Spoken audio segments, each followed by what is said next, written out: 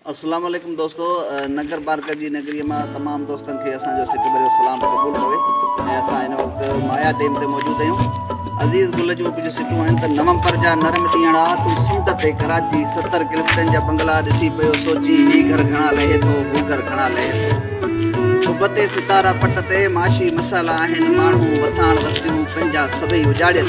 फनकार हो बुखायल नगबू सॼो न ॻाए, हो फाका कश मुसविर छापे छॾी पने ते उन ते थो ठाहे मानी तसवर करे थो खाए।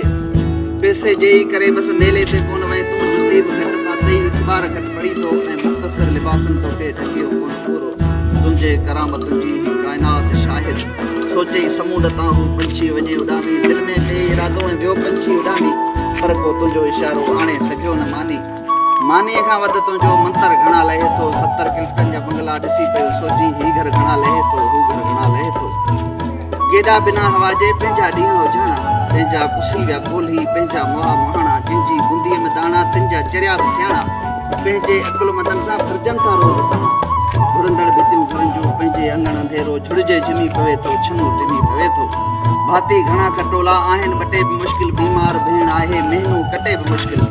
जतियुनि जे तुम सां जंहिंजो भरियल आहे चोलो, गुरबत खे रोज़ आहे गारियुनि जे छॾ ॾींदी, हुनजी दवा न थींदी फल घर छॾियूं खपाए। हिन दौर में दरियूं ऐं हिकु दर घणा लहे थो, 70 किलोमीटर जा बंगला ॾिसी पियो सोची ही घर घणा लहे थो, हू घर घणा लहे थो।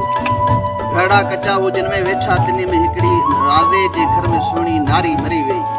आदेज ॾियण जो तिन तां लथो वज़न वॾो, पर गारे खणण लाइ हिकिड़ी तगारी मरी वई। बूटनि सां गॾु ॿीहर सुॾका फुटा मिटीअ में ऐं क़िस्मती थिए थो ज़ाहिर करी हरीअ में। गम जे गुलनि जो पंहिंजे चहिरे मथां ई छाऊं, पाणी ज़मीन जो ऐं छाणे सिंगर था खाऊं।